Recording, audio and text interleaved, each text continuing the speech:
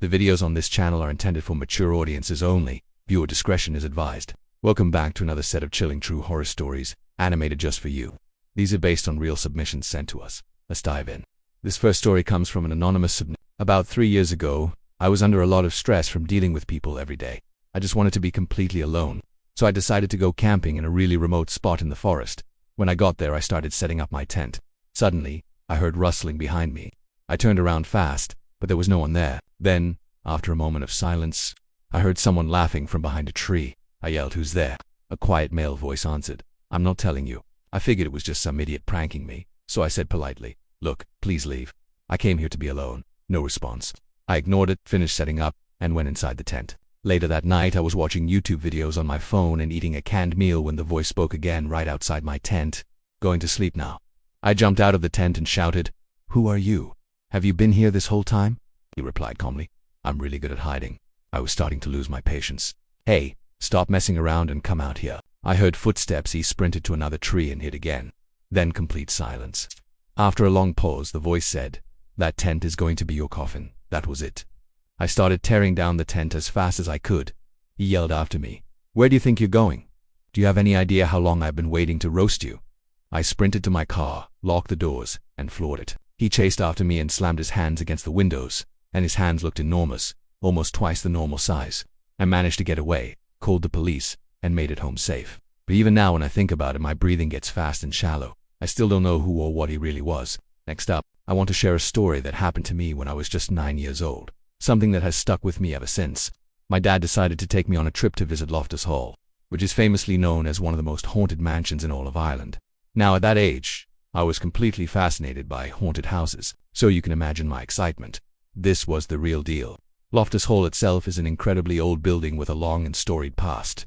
It sits near the Hook Head Lighthouse, a lonely, windswept part of the coast. The structure originally dates all the way back to around 1350. It was first built by the Redmond family. Then, centuries later, in 1666, it was passed on to the Tottenham family. And it's during their time living there, in the mid-1700s, that the truly terrifying event at the heart of the mansion's legend took place. Over the years, the hall has served many purposes. It was a convent for a while, and even a hospital. In 2011, it was purchased by the Quigley family, who turned it into a popular tourist attraction for brave visitors like myself. Dusty rooms and began to tell us the famous legend of Loftus Hall. The story goes that on a wild and stormy night, the Tottenham family, who were known to be very religious, heard a sudden, loud knock at their massive front door. When they opened it, they found a handsome young man dressed entirely in black, seeking shelter from the raging storm. Being a good, pious family, they welcomed him inside. They didn't know his name, so they simply called him the Dark Stranger. Almost immediately, one of the daughters, a young woman named Anne Tottenham, who was about 16 years old, became completely and utterly infatuated with this mysterious visitor.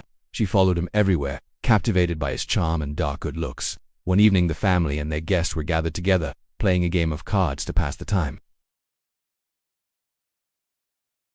Anne, being the closest, bent down to retrieve it, and that's when she saw it. Peeking out from under the stranger's trousers were not human feet, but something else entirely. They were split, cloven, like the hooves of a goat. A wave of pure terror washed over her. She shot back up, her eyes wide, and screamed at the top of her lungs, pointing a trembling finger at the guest. "Your feet are split."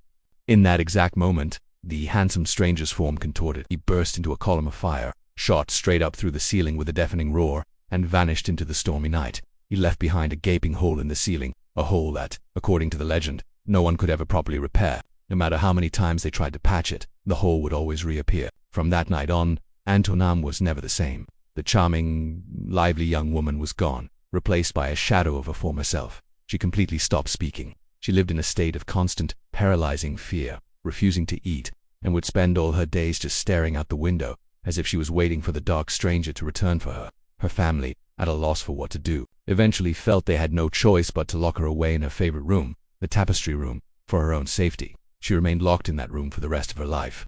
She died in 1775. The story of her death is just as tragic as her life became.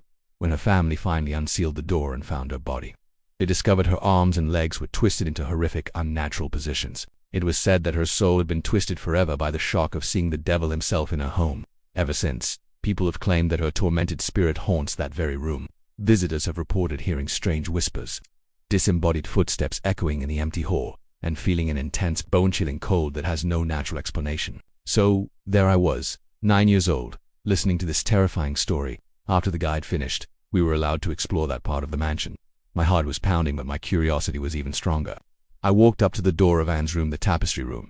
My dad was right behind me, but I was the first one to reach it. Standing in the middle of the room was the clear figure of a woman dressed in black. It was so fast, like a blink and dumb-it moment, but I know what I saw. And then, instantly, a wave of freezing cold air washed over me, so intense it felt like stepping into a freezer. It was a cold that went right through my jacket and chilled me to the bone. But just as quickly as it came, as soon as my dad and other people from the tour group started to file into the room behind me, it vanished completely.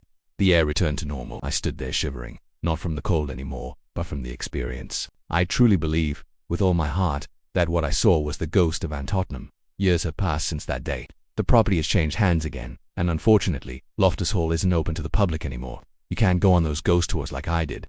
But the memory of that day, of that fleeting image and that wave of impossible cold, has never left me. Part of me still wants to go back someday, to stand outside those gates and look at that haunted Irish mansion one more time. And finally, ... Thank you for listening to my story. If you have any similar experiences, I'd love to hear about them in the comments. Don't forget to like and subscribe for more true stories from around the world. This story happened around 2015 when I was living in Tempe, Arizona. To make ends meet, I took a night shift job at a call center for a credit card company. The work itself wasn't too demanding, mostly just handling customer calls. But because it was the night shift, I was fueled by an endless supply of coffee, which probably didn't help my nerves later on. The office was a maze of cubicles, and with everyone constantly on the phone, you barely got to know your coworkers.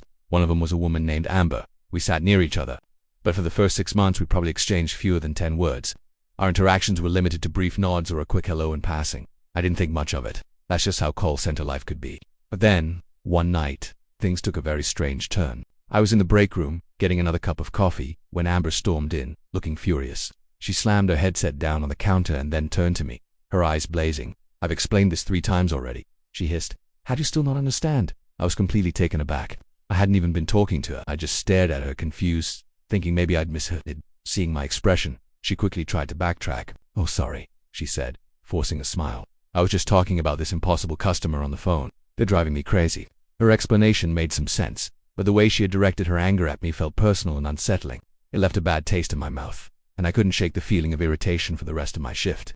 When my shift ended and I walked out to the parking lot, I saw her. Amber was standing there, leaning against a car near mine, just waiting. A wave of unease washed over me.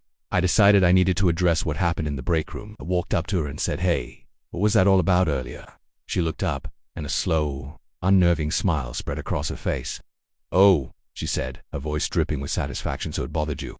Before I could respond, she launched into a long, detailed rant about the customer she'd been dealing with, almost as if she was trying to justify her outburst. But I wasn't listening to her words. I was focused on the cold, knot of fear and anger tightening in my stomach. My hands started to shake. I had to stop her. I cut her off. "Listen," I said, my voice steadier than I felt. "I don't care about your customer. Never speak to me like that again, do you understand?" The smile vanished from her face instantly. Her expression shifted into something I can only describe as chilling. Her eyes went completely cold and empty. She stared at me for a long moment, then said, "Hi, I think I know what I should break next." It was so bizarre and out of context that I didn't know how to react. I just turned around, got in my car and drove away as fast as I could. The whole way home, her words echoed in my head. The moment I got home, I texted my team leader and told him everything that had happened, from the break room to the parking lot. I told him I felt threatened and incredibly uncomfortable. He took it seriously, and Amber received a formal warning. For a while, things went back to a tense but quiet normal. We avoided each other completely. A few weeks later, I heard she had quit. I was relieved, thinking the whole nightmare was finally over.